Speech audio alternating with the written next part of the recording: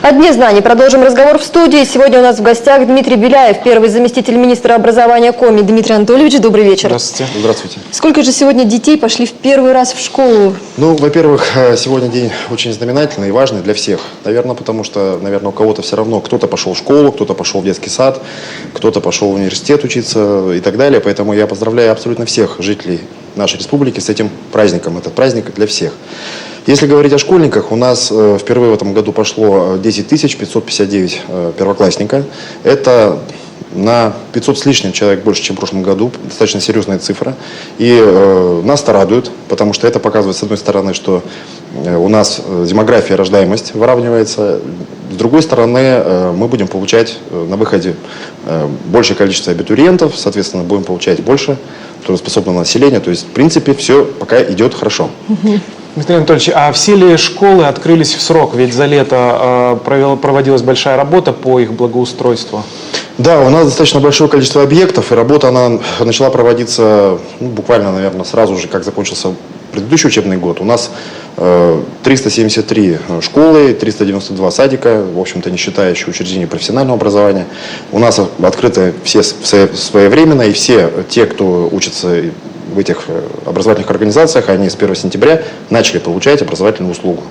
Ну, были глобальные работы, да, там где-то и кровлю ремонтировали, и окна меняли. То есть серьезная работа была. В республике большое количество ветхих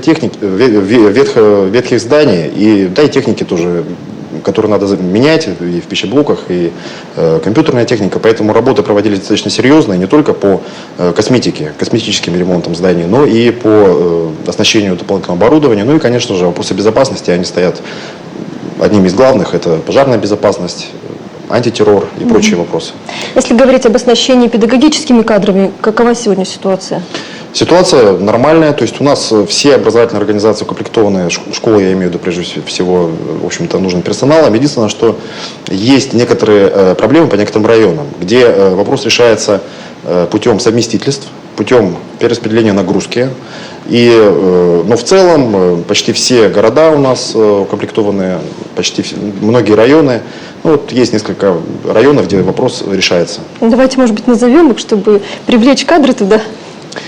Ну, если говорить о районах, то у нас требуется один преподаватель в Сысоевском районе, и требуется один учитель, несколько учителей, вернее, в Краткеровском районе. Но эти вопросы будут решены, я думаю, в ближайшее время. Скажите, пожалуйста, а во всех ли школах в этом году ввели строгий дресс-код? И какая помощь оказывается малоимущим семьям в приобретении школьной формы?